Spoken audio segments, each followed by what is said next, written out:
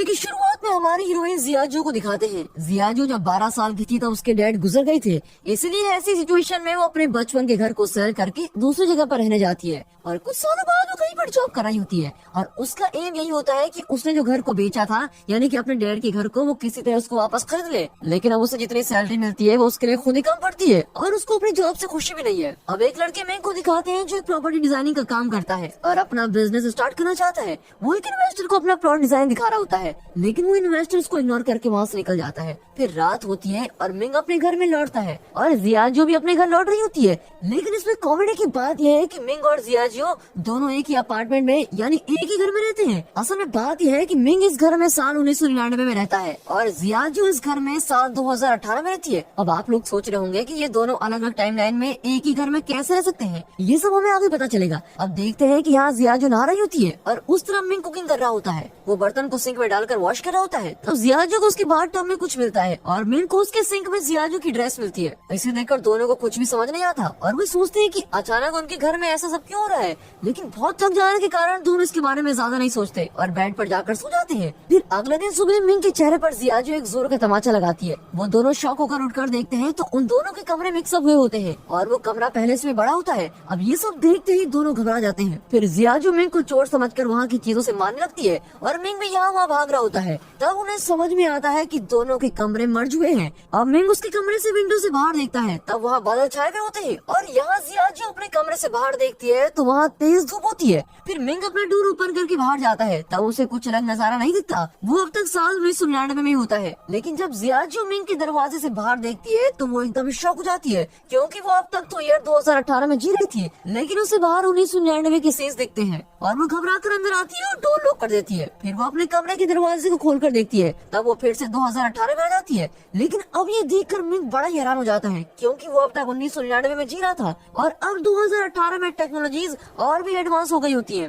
फिर दोनों घबरा कर अंदर जाकर डोर लॉक कर देते हैं। फिर वे दोनों समझ जाते हैं कि दोनों एक ही अपार्टमेंट में अलग अलग टाइमलाइन में जी रहे हैं। तब जियाजू मिंग के चेहरे पर एक और तमाचा लगाती है और मिंग उसे इसका रीजन पूछता है। तब वो कहती है कि ये सपना है, ये सच में जानने के लिए मैंने तुम्हें तमाचा मारा। फिर मिंग कहता है कि इस तरह लड़ते रहने से कुछ नहीं होगा, क्यों ना हम इन दोनों दरवाजों को एक साथ ओपन करके देखें कि क्या होता है। फिर वे दोनों जाकर अपने साइड वाले डोर्स को एक साथ खोलने की कोशिश करते हैं, लेकिन उस समय उन दोनों के कमरे फिर से मर्ज होने लगते हैं। तब वे समझ जाते हैं कि दोनों दरवाजों को एक साथ खोला नहीं जा सकता। अब जियाजू को याद आता है कि 1999 में उसके डैड जिंदा थे, इसीलिए वो मिंग से कहती है कि तुम अपने साइड का दरवाजा खोलकर मुझे तुम्हारे टाइमलाइन में ले लो, क्योंकि मुझे मेरे डैड से मिलना है। और मिंग भी उसे वहाँ ले आता है। अब 1999 में आते ही जियाजू उसके डैड से मिलने के लिए बहुत ही खुश है और भाग कर जा रही होती है, लेकिन वहाँ पहुँचते ही वो देखती है कि उसके डैड ऑलरेडी 10 साल के जियाजू के साथ खेल रहे हैं। अब ये देखकर जियाजू बड़ी इमोशनल हो जाती है और वो उनसे मिलने के लिए तेजी से उनके पास जाने लगती है और तभी अचानक उनके सराउंडिंग्स में एक अर्थक्वेक आता है और तेज हवा भी आने लगती है, जिसके कारण वो अपने डैड से मिल नहीं पाती।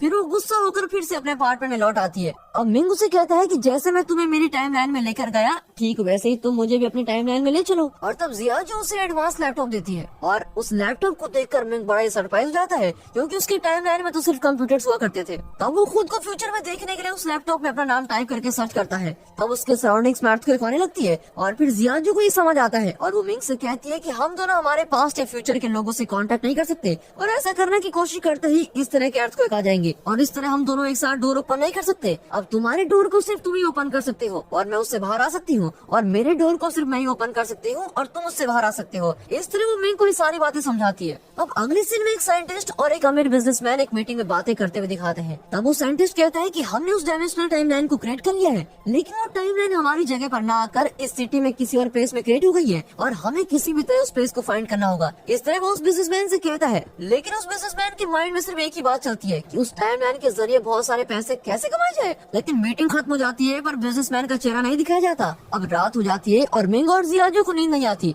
तब जियाजू कहती है कि मेरे डैड मुझे छोड़कर ऊपर चले गए, इसलिए मैं ऐसी सिचुएशन में आ गई हूँ। मुझे जब तक उनकी याद आती है तब मैं उनकी कार की को देखती रहती हूँ और लोन न चुकाने की वजह से मेरे बचपन का घर भी मेरे हाथ से निकल गया है, लेकिन मैं उस घर को वापस खरीद कर ही रहूंगी। अब इस तरह वो इमोशनली बातें करती है। फिर सुबह हो जाती है और जियाजू और मिंग दोनों ही अपने टाइमलाइन में ऑफिस के लिए निकलते हैं। असल में जियाजू को एक अमीर आदमी के साथ शादी करनी होती है और इतना ही नहीं, उसकी एक कंडीशन भी होती है कि उससे शादी करने वाला आदमी अगर उसका घर वापस खरीद कर उसको देता है तो ही उससे शादी करेगी। और इसी कंडीशन के साथ वो कई लोगों को डेट भी करती है, लेकिन उसकी इस कंडीशन को कोई नहीं मानता। और ऐसे ही चलते चलते उसे एक दिन अमीर आदमी मिलता है जो उसकी कंडीशन के राजी हो जाता है, लेकिन वो जियाजू से उम्र में काफी बड़ा लगता है और वो बातें भी बड़ी अजीब तरीके से ही करता है। लेकिन अमीर होने की वजह से जियाजू भी उससे शादी करने के लिए राजी हो जाती है। फिर वो कहता है कि कुछ ही समय में मैं तुम्हारे घर को खरीद लूंगा और फिर ऊपर से हम दोनों के नाम के नेम प्लेट्स को लगाना होगा, उसके लिए कुछ पैसे लगेंगे और ऐसे छोटे मोटे खर्चे के लिए मैं कैश कैरी नहीं करता, इसलिए अगर तुम्हारे पास कुछ पैसे हैं तो मुझे दे दो। और इसकी बातों में आकर जियाजू भी उसको एटीएम से पैसे निकाल कर देती है। फिर वो कहता है कि मैं पानी की बोतल लेकर आता हूँ, लेकिन काफी देर हो जाती है और वापस नहीं लौटता। और तब जियाजू को पता लगता है कि वो असल में एक चोर था और वो उसके पैसे भी लेकर चला गया। इससे जियाजू बहुत ही अपसेट होती है और पुलिस आकर इन्वेस्टिगेट करने तक वो बैंक के बाहर ही बैठी रहती है। यहाँ मिंग अपने ऑफिस के रेस्ट रूम के अंदर बैठकर ड्रिंक्स ले रहा होता है। तब उस रेस्ट रूम में उस कंपनी का ओनर, उसका मैनेजर जूनी और उसके साथ और एक एम्प्लॉइज, ऐसे 3 लोग आते हैं। तब उनसे ओनर कहता है कि हमें आगे चलकर और भी बिजनेस करना है और इसके लिए मेरे पास बहुत सारे आइडियाज हैं, और ये कहकर चला जाता है। और उसके जाते ही जूनी उस एम्प्लॉय से कहता है कि उस ओनर को धोखा देकर हमें उसके सारे पैसे लेने होंगे और फिर हम उसे बैंक में फंसा देंगे। और इस तरह उस एम्प्लॉय को अपना प्लान बता देता है। तब बाथरूम में दिखाते हैं जहाँ मिंग कुछ गिरा देता है और उसकी आवाज सुनकर जूनी समझ लेता है कि किसी ने उनका प्लान सुन लिया है। फिर वो बाथरूम के पास जाकर झुक कर देखता है और मिंग के पैर को पकड़कर खींच लेता है और उसको बाहर निकालता है। फिर मिंग को देखते ही वो कहता है, अच्छा तुम्हें कोई बिजनेस स्टार्ट करने के लिए पैसों की जरूरत थी ना, उसके लिए मैं तुम्हें बैंक से लोन अरेंज करवा कर देता हूँ, लेकिन तुम मेरी कई भी बातों को किसी और से नहीं कहोगे। तो मिंग भी कहता है ठीक है, मैं सोच कर बताता हूँ। फिर थोड़ी देर बाद जूनी मिंग को अपने कैबिन में बुलाकर कहता है कि मैं तुम्हें क्यों लोन अरेंज करके दूं? तुमने तो सिर्फ मेरी बात सुनी है, लेकिन तुम्हारे पास उसका कोई प्रूफ तो नहीं है, और अब तो मैंने तुम्हें नौकरी से भी निकाल दिया है, तो तुम अब घर जा सकते हो। इस पर मिंग उससे कई बार रिक्वेस्ट करता है और कहता है मैं इस बात को किसी और से शेयर नहीं करूंगा और प्लीज मुझे नौकरी से मत निकालिए। लेकिन जूनी उसकी बातों को इग्नोर करता है और उसे नौकरी से निकाल देता है। यहाँ जियाजू एक ज्वेलरी शॉप में काम कर रही होती है। तब वहाँ उसकी बचपन की बेस्ट फ्रेंड जिया ओया आती है और कई सालों के बाद मिलने से वो काफी खुशी से बातें करते हैं। जिया ओया ने एक अमीर आदमी से शादी की होती है और ये बात वो जियाजू को बताती है। तब जियाजू भी उससे कहती है कि हाँ मेरे हस्बैंड भी बहुत अमीर है और वो हमेशा बिजी रहते हैं, और इस तरह वो उससे झूठ कह देती है। तब जिया ओया उससे कहती है कि आज रात तुम अपने हस्बैंड को साथ लेकर आओ, हम डिनर साथ में करेंगे और मैं भी अपने हस्बैंड को साथ लेकर आऊंगी। और ये कहकर वहाँ से चली जाती है। और अब जियाजू एक बड़ी प्रॉब्लम में फंस गई है। झूठ कहने के कारण उसे अब समझ नहीं आता है कि वो इसे कैसे हैंडल करे। तब उसे एक आइडिया आता है। वो मिंग को अपना हस्बैंड होने की एक्टिंग करने को कहती है और वो एक कोट को रेंट पे ले लेती है और मिंग को उसको पहनने के लिए कहती है। फिर वो मिंग को इस तरह रेडी करती है जैसे वो बहुत ही अमीर बिजनेसमैन लगे। फिर वो जिया ओया की कहीं भी जगह पर जाते हैं और वहाँ जियाजू मिंग को अपना हस्बैंड कहकर इंट्रोड्यूस कराती है और कुछ देर तक सब कुछ नॉर्मल चल रहा होता है। फिर खाना खाते समय मिंग अपने खाने को जल्दी खाकर खत्म कर देता है और फिर वो अपना कोट उतारकर साइड में रखता है। और तब जिया ओया और उसका हस्बैंड सिचेंग नोट करते हैं कि मिंग की कोट पर लिखा हुआ है यहाँ कपड़े रेंट पर दिए जाते हैं। लेकिन ये पता न होकर मिंग मुझसे कहता है कि मेरे एक बहुत ही बड़ी कंपनी है और इस तरह की झूठी कहानियां उन दोनों को बताता है। और ये सब सुनकर वो दोनों को हंसी आती है। और इतना नहीं, जियाजू उन्हें अपनी एक और फेक डायमंड रिंग को दिखाकर कहती है ये करोड़ों रुपयों की डायमंड है। और तब वो फेक डायमंड उस रिंग से निकलकर आग के पास जाकर गिरता है और वो पूरी तरह से मेल्ट हो जाता है। अब ये सब देखकर जिया ओया और सिचेंग हंसने लगते हैं और इससे जियाजू बहुत ही शर्मिंदा होती है और फिर घर लौट जाती है और इस बात को सोचकर मिंग के सामने रोती है। तब टीवी में कोई लॉटरी टिकट का शो चल रहा होता है और उस शो को देखते ही वो लॉटरी टिकट खरीदकर अमीर बनने के सपने देखते हैं और वे असल में कौन सा लॉटरी नंबर जीतेगा इसका पता लगाते हैं। और फिर अगले दिन ही मिंग की टाइमलाइन में यानी 1999 में जाकर तुरंत उस नंबर वाले लॉटरी टिकट को खरीद लेते हैं। अब क्योंकि दोनों को पता चल गया है कि उनकी लॉटरी ही विन करेगी, इसलिए वे दोनों खूब मजे करते हैं। अब इस दौरान जियाजू मिंग को अपने टाइमलाइन में ले लेती है और दोनों बहुत ही एंजॉय करते हैं और बार में जाकर ड्रिंक्स करते हैं। तब उस रेस्टोरेंट का स्टाफ उनसे आकर ड्रिंक्स के पैसे मांगता है। तब जियाजू कहती है मेरे सारे पैसे खत्म हो गए हैं, इसलिए तुम मेरा पर्स रख लो, ये कोई नॉर्मल पर्स नहीं है बल्कि बहुत कीमती है और कल मैं आकर तुम्हें पैसे देकर ये पर्स वापस ले लूंगी। अब अगले दिन सुबह होते ही दोनों उठकर लॉटरी टिकट के रिजल्ट को जानने के लिए बड़े क्यूरियस होते हैं और एज एक्सपेक्टेड उनकी लॉटरी टिकट ही विन करती है। लेकिन तब अचानक उनका लॉटरी टिकट में से नंबर गायब हो जाता है और दोनों बड़े उदास हो जाते हैं। फिर उन्हें समझ में आता है कि वो उनके फ्यूचर को चेंज नहीं कर सकते। और तब अगले दिन जियाजू उस रेस्टोरेंट में जाकर अपना पर्स वापस मांगती है। तब वो स्टाफ मना कर देता है और कहता है कि पहले पैसे दो, लेकिन उसके पास तो पैसे होते नहीं और गुस्से में वो घर लौट रहे होते हैं। तभी उस समय एक बड़ी एडवर्टाइजमेंट स्क्रीन पर मिंग को दिखाते हैं। असल में वो 2018 की टाइमलाइन में रहने वाला मिंग है और फ्यूचर में मिंग एक अमीर बिजनेसमैन बना होता है और अब वो मीडिया पर इंटरव्यू देने आया होता है। उसको देखकर मिंग शॉक हो जाता है और सोचता है कि मैं फ्यूचर में ऐसे कैसे बन गया हूँ। फिर दोनों जहाँ फ्यूचर मिंग इंटरव्यू दे रहा होता है उस जगह पर पहुँच जाते हैं। वहाँ जाकर जब मिंग फ्यूचर मिंग के पास जाने की कोशिश करता है तब वहाँ फिर से अर्थक्वेक आता है और फिर वो प्रोग्राम भी कैंसिल हो जाता है। तब फ्यूचर मिंग को ऐसा लगता है कि वो इसके पहले जियाजो से मिला है। इस तरह जियाजो से जुड़ी हुई बातें उसे याद आती है और यहाँ मिंग स्लिप होकर नीचे गिरता है और उसके हाथ पर चोट आती है। तब फ्यूचर मिंग के हाथ पर भी वही चोट आती है और इससे पता चलता है कि मिंग जो भी करता है वो उस फ्यूचर मिंग को भी अफेक्ट करेगा। और पहले की मीटिंग सीन में जिस बिजनेसमैन को दिखाया गया था वो कोई और नहीं बल्कि फ्यूचर मिंग ही है और उसके साथ जो साइंटिस्ट बातें कर रहा था वो जूनी है, जिसने 1999 में मिंग को नौकरी से निकाल दिया था। अब जूनी फ्यूचर मिंग से कहता है कि 1999 का मिंग अपने टाइमलाइन में ना होकर जियाजो के टाइमलाइन में आ रहा है और इसीलिए आपको ऐसी मेमोरीज भी आती रहेंगी और ये सब बातें आप पर भारी पड़ सकती है। यह अगले दिन मिंग अपने ऑफिस में जाकर जूनी से मिलता है और कहता है आप क्या मुझे नौकरी से निकालेंगे, लीजिए मैं खुद ही नौकरी छोड़ रहा हूँ। और ये कहकर रिजाइनेशन लेटर देकर चला जाता है। और यहाँ फ्यूचर मिंग जियाजो की ज्वेलरी शॉप में आकर उसे डेटिंग पर अपनी कार में लेके जाता है, लेकिन वो जितनी खुश उस 1999 वाले मिंग के साथ थी उतनी खुशी उसे इस फ्यूचर मिंग के साथ रहने पर नहीं मिलती। और फ्यूचर मिंग उसे कॉस्टली रेस्टोरेंट में लेकर जाता है, लेकिन फिर भी जियाजो कुछ मिस कर रही होती है। डिनर करते समय फ्यूचर मिंग उससे कहता है कि मुझे पता है कि तुम 1999 वाले मिंग के साथ रह रही हो, लेकिन अब तुम मेरे पास्ट के साथ मत रहो क्योंकि इससे मेरा फ्यूचर अफेक्ट हो सकता है। मैं किसी गोल के साथ आगे बढ़ रहा हूँ लेकिन उसमें तुम्हारी वजह से कोई प्रॉब्लम आ सकती है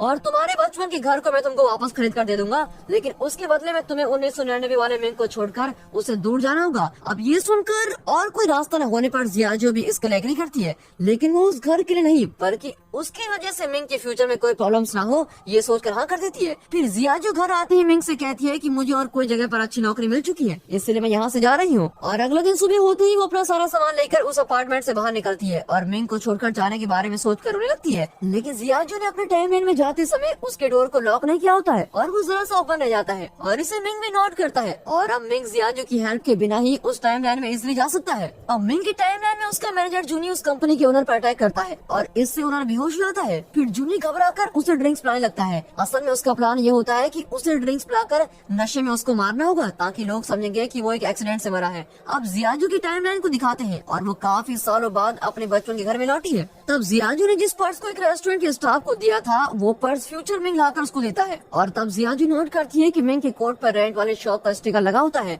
और ये देखते ही वो समझ लेती है कि वो फ्यूचर मिंग नहीं बल्कि 1999 वाला मिंग है। और फिर वो दोनों किस करने लगते हैं और जियाजो उससे कहती है कि हमारा सेपरेट होना ही तुम्हारे फ्यूचर के लिए अच्छा होगा, इसलिए आगे से तुम कभी मुझसे मिलने की बात मत करना, और उसको ऐसा कहकर भेज देती है। फिर दोनों ही रोने लगते हैं और मिंग सैड होकर अपने अपार्टमेंट में लौटता है और तब उसे जूनी कॉल करके अर्जेंटली एक ब्रिज पर पहुंचने के लिए कहता है। मिंग को कुछ समझ में नहीं आता कि नौकरी छोड़ देने के बाद भी जूनी उसको क्यों बुला रहा है। असल में जूनी ने मिंग को इसलिए बुलाया होता है क्योंकि उसे ओनर को मारने के लिए उसकी हेल्प की जरूरत थी। वो उसे कहता है कि हम इसे अब मार देंगे लेकिन ये एक एक्सीडेंट लगना चाहिए, लेकिन मिंग को ऐसा नहीं करना होता है और वो जूनी को लाख समझाता है कि ऐसा मत करो, ऐसा करना गलत है, लेकिन जूनी उसकी बातों को इग्नोर कर देता है। और तब मिंग कुछ बातें रियलाइज करता है कि 1999 में फ्यूचर मिंग और जूनी ने मिलकर उस ओनर को मार दिया था और इसी वजह से मिंग को मैनेजर की पोस्ट मिली थी और इस तरह से वो इतना अमीर बन गया था। ये सारी बातें मिंग समझ लेता है और तब मिंग उस कार की कीचेन को नोटिस करता है और ये वही चेन है जिसे देखकर जियाजो अपने डैड को याद करती है, यानी वो ओनर ही जियाजो के डैड है। अब ये समझते ही मिंग सोचता है कि मैंने जो मिस्टेक की थी उसे मैं ही ठीक करूंगा। फिर वो जाकर जूनी को रोकता है और उस ओनर को बचा लेता है और ऐसा करने पर फ्यूचर मिंग गायब हो जाता है और जियाजो को अपने डैड वापस मिल जाते हैं और वो फिर से बचपन से अपने डैड के साथ टाइम स्पेंड करने लगती है। अब टाइम पास्ट में जाने से वहाँ सब कुछ बदलने लगता है और मिंग भी सभी को बदलते हुए देखता है और वो तब जियाजो से मिलने के लिए उस अपार्टमेंट की तरफ भागता है